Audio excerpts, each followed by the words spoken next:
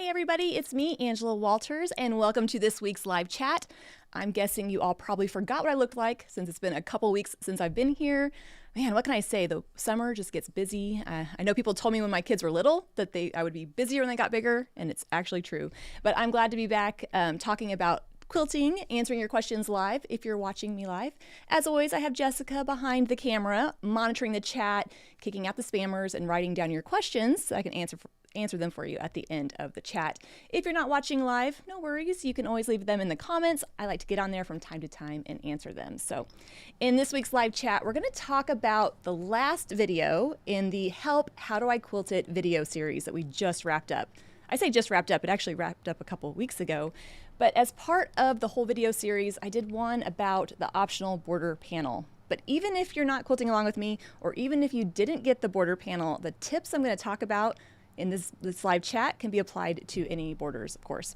And now I did have the tutorial video come out a couple weeks ago, so this is just kind of to recap and hit some points that maybe I didn't quite make real clear during the video. So let's get to it.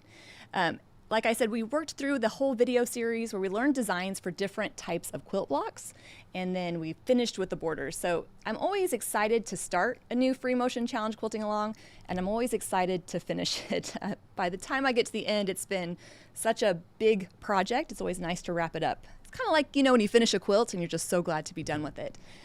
Throughout the video series, I was working on this quilt panel, and then you can see those border strips on the side. Now those were an optional add-on. You can see what they look like here unquilted. My whole idea when I designed the panel was to make it look like applique pieces. I love the look of needle turn applique. I just know that I'm not the type of quilter that will actually do that. So if I can design a panel and get the same effect without the work, oh my gosh, I love it.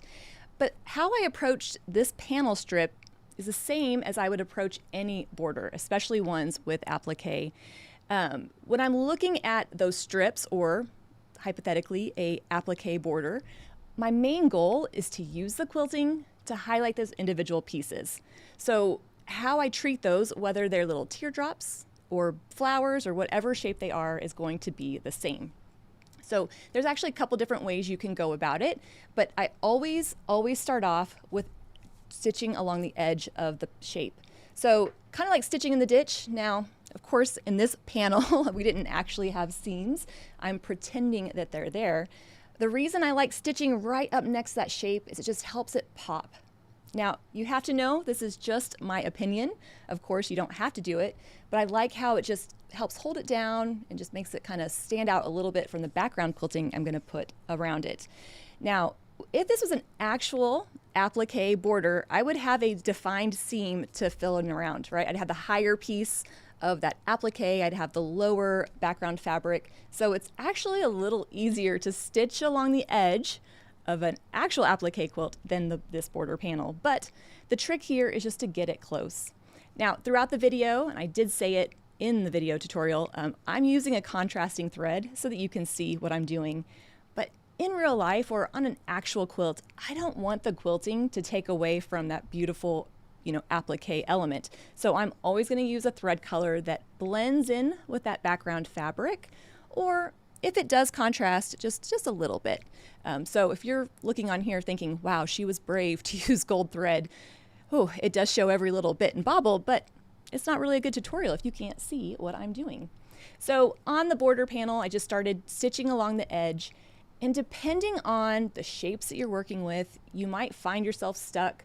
If I found myself like where I wasn't lined up for the next piece, I would just echo to get over there. So try not to overthink it. Just get stitched along those edges. On the same token, I didn't say this in the video, I'm not going to worry too much about stitching down every little bitty seam. So if there's a tinier piece that I can't quite get to, it's going to be fine. I'm aiming for like 80% here. So stitching down those shapes. Now, one question that sometimes comes up with this is, what do you do when you have applique that is so many different colors? Or maybe they contrast a lot with the background. If that's the case, I'm still going to use a thread color that matches the background fabric. I'm just going to cheat my quilting more towards the background, then right up to the piece. I'll get the same kind of effect without the quilting accidentally running over that top edge. Another question that I'm asked sometimes about applique borders or applique pieces in general is stitching inside of them. Definitely can. I try not to unless they're bigger pieces. If I have a large applique, flower, if it's really large and I leave it unquilted, I feel like it's gonna kind of puff up a little bit. So if I think it's necessary to put a little bit of quilting inside the applique, I'll just add a little detail, maybe a little vein to a leaf, or maybe a slight echo line that works its way inside of that shape. Nothing too fussy and nothing too dense. I want to hold it in place and then let the quilting just kind of enhance around it. So in the video, I stitched along the edge of those shapes, and then once that's done, you can kind of see a little bit better example here, then I'm going to start echoing. Now come on, you knew I had to have echoing in here. We know that echoing is my best quilting friend. You can use echoing to maneuver your way around an area, but in this example, I'm using echoing to help separate that beautiful applique from the filler I'm getting ready to put around it. So in this example, it's almost working like a parentheses, like a, hey, check me out, this is really cool. So echoing around it a couple times. Now, I think I mentioned this in the video, I like to echo with about a 1/4 inch spacing. That's because I can run the foot of my machine along that edge, and that gives me that somewhat 1/4 inch. Of course, you can adjust that. You can make it wider if you'd like, but I'm just trying to keep the spacing somewhat consistent. Now, if you happen to be working along some kind of applique that has some tiny pieces, you can just group the two of them together and just kind of echo around there. If I have some gaps in between, I might try to echo in there and add another line. My main goal here is I just don't want any big unquilted areas in amongst the pieces, and then I want the echoing just to help kind of separate it from that filler. Now, depending on the size of your border, how much applique you have, how much wine you've had to drink that night, you might end up with some of those irregular areas, and you can kind of see that between the edge of my quilt and the border. So echoing is a great way to fill in those irregular shaped areas. So adding multiple echo lines is always a good deal for me. So here I've added a couple of echo lines, and then in those weird areas, I can just echo or put something in like a swirl or something similar in spacing in that area just to help fill it in. Now, when I'm looking at any element on my quilt, applique border, a feather, I know that whatever I put around it is going to help highlight or hide it. So if I want it to be, the quilting around it to be somewhat consistent, nothing too crazy, I'm going to keep the spacing between the echo lines and the filler the same. What that means is if I'm echoing around it with 1/4 inch spacing, I'm going to quilt my swirls or any other filler designs that same distance away-ish. It's get it kind of close. And that's going to help keep any one particular element from showing up. Now, I think in this example, you can see a picture of that area just filled in with more echo lines. Now, when you're looking right at the echo lines and they're quilted in gold thread, you can see that some of them are shorter, some might be a little closer than others, but I'm kind of just aiming for the overall effect, using those echo lines to fill in those gaps. And I'm going to just keep repeating and filling it in. So here's an example of that border panel quilted with echo lines and filler that's consistent in spacing. Now, it still looks lovely, but since I'm not using a denser filler around it, I'm not having it pop out quite as much. Now, I think, I'm only the expert in my opinion, I think I can do other quilting designs in that background area since the thread color blends in. So even though I'm taking it kind of easy within the applique pieces, around the outside is kind of fair game. So if you want to add some more detail to your borders or you really want to show it off, you can kind of take it to the next level.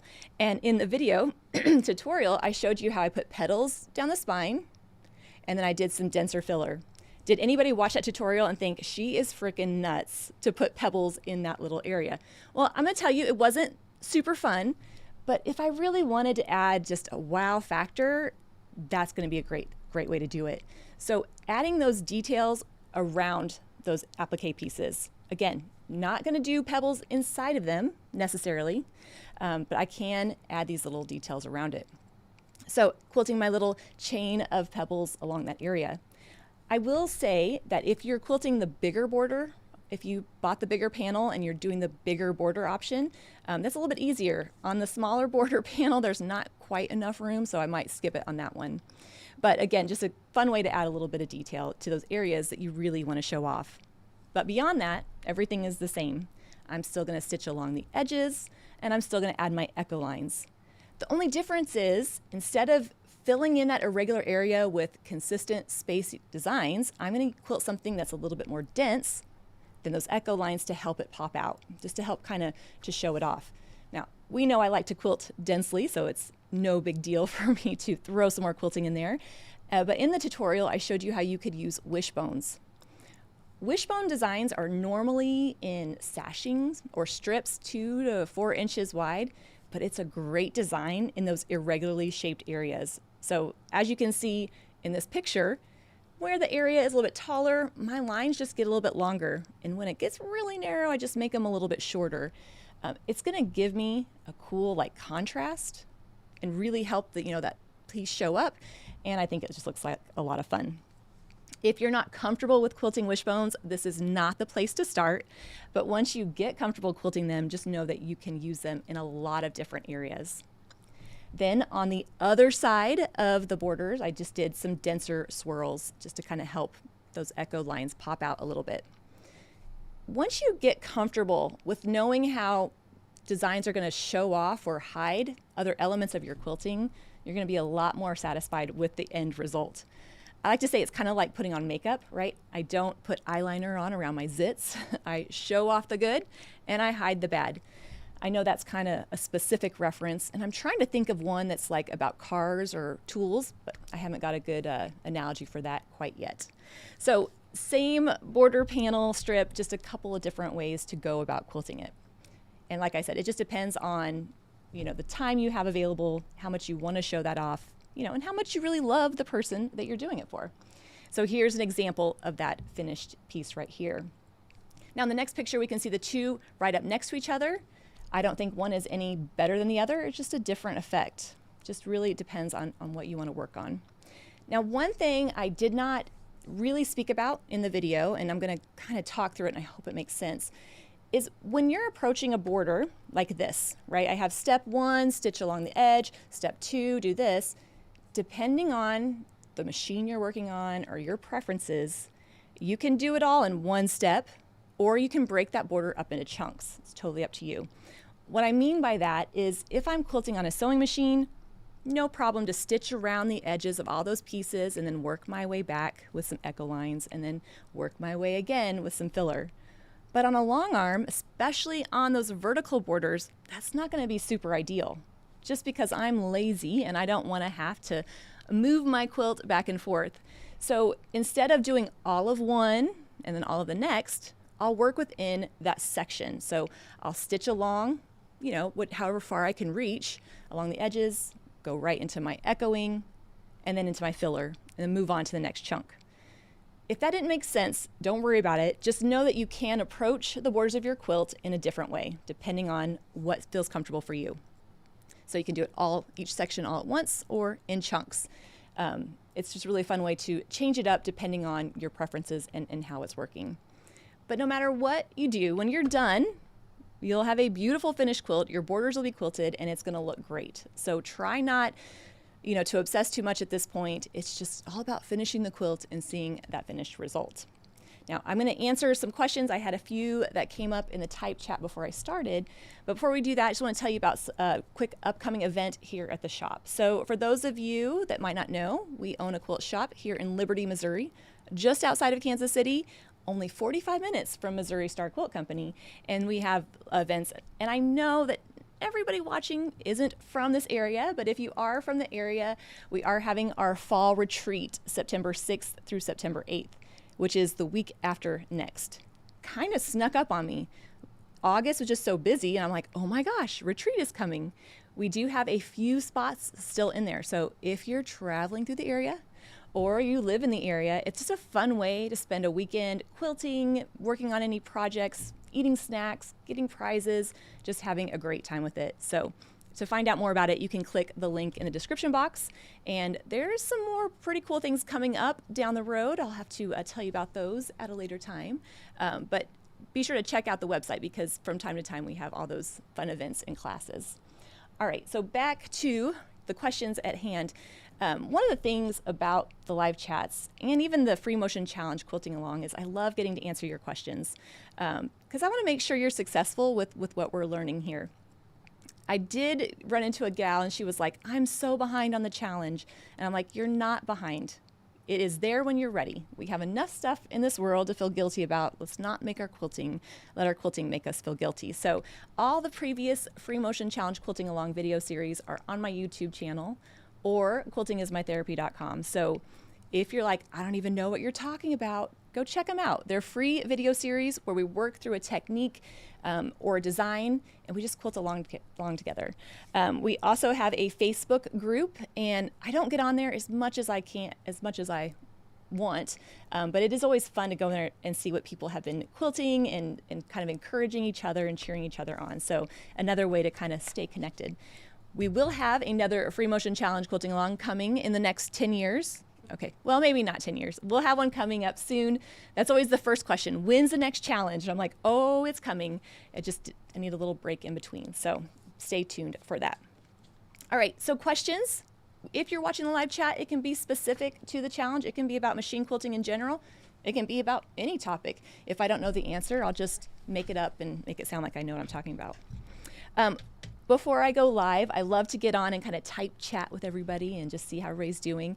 And Pam asked a question about needles. She said that when she's quilting her panel, sometimes she hears a popping sound. Is her needle dull? When you hear a popping sound in your quilting, that means that the needle is not separating the fibers of the fabric, they're actually piercing through them. If you're on a long arm, that could be because you have your quilt top too tight, right? You have it kind of like cranked really tight. Or most likely it's because of a dull needle. I love titanium coated needles. They're by Superior. The titanium coating helps them last longer, stay sharper longer, which is important because the fact that that needle has to go through the layers of the fabric, grab the thread, come back up and do it again, it means that if it's even a little dull, you're gonna get not a great experience, like that popping or maybe your tension's off. Change your needle regularly. Especially if you've quilted a quilt that has bulky seams like a t-shirt quilt, especially if you've hit something like a ruler or any kind of quilt that's had fusible or anything that's a little bit different. Some people say they change it every quilt. You kind of check with your manufacturer and see what you want to do with that, but if you're hearing popping, that's usually the cause. So hopefully that helps. Somebody else asked, what about a quilt with no borders? How do you approach that? And the short answer is the same way as you would approach a quilt with borders. If you find that your quilting is kind of sucking in the edges, that just means you need to stabilize the sides. When we're working through a quilt on a sewing machine, if I've made my quilt sandwich correctly, everything should be stabilized and in place and it shouldn't shrink in, but it can if it's not layered together properly. So before I get too close to the edge, if you see that kind of happening, you can stitch along the edge or add some extra safety pins right at the edge just to help hold that in place. The fact of the matter is that when you add quilting, it does kind of shrink up the fabric and it does, make that fabric smaller. And if you don't handle that correctly, then you will end up with an hourglass shaped quilt. But what I love about quilts is that when I get done, even if it's not perfectly square or even perfectly flat, it still serves its function, right? Like if I make a shirt and the armhole is down here, it's not going to really work, but a quilt, don't have to worry about that. So hopefully that will give you some reassurance with it. All right, another question I had was about quilting on a long arm with rulers without stitch regulator, which is, hello, my home base. I don't use a stitch regulator when I quilt on a long arm or sewing machine. So that means as I'm quilting along with my ruler, if I need to reposition my ruler or pause, I'm just turning that sucker off. So I've got my finger on the on-off button trigger and I'm just on-off, on-off, on-off as I work my way through. Funny story about that. One time I was talking to my husband and I said, it's so weird because I don't know what the sound of my machine is when I'm downstairs. I'm not sure like how loud it is because mine's upstairs. And so I was kind of like, is it really loud? Does it interrupt the TV? Like, I don't, what are we working with here? He's like, no, I can hear it. It's just like, rrr, rrr, rrr, rrr. I was like, oh, that's because I'm probably working with a ruler and starting and stopping a lot. So that's kind of how I handle that. All right, more questions. First time on the long arm, I was working on an area where I liked everything around it but the middle part. If I were to rip it out, how do I not affect the work around it? Very carefully. So if it's 2 lines of quilting, right, like I quilted a feather wreath and then the filler, then you can take it out and then go ahead and just requilt it if you want. If it's the same line, then you can just make sure you secure the edge with some fabric glue or over, go over your stitches a little bit. So that's kind of a bummer when that happens. Fact of the matter is, sometimes we find it necessary to rip out quilting, and that's okay. So if you find that's the case, it should be fine. Do I have any videos with ideas for strip borders? I don't think I do, and I'll have to work on that.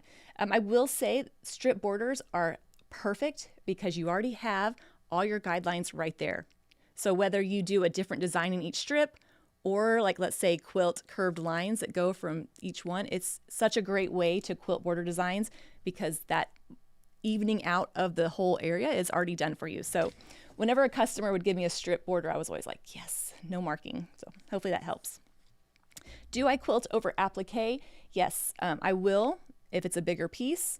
And I guess I should clarify, if it's a fusible applique where it's just like I ironed it on, stick them on the back and put on there, then yeah, I definitely will quilt over it.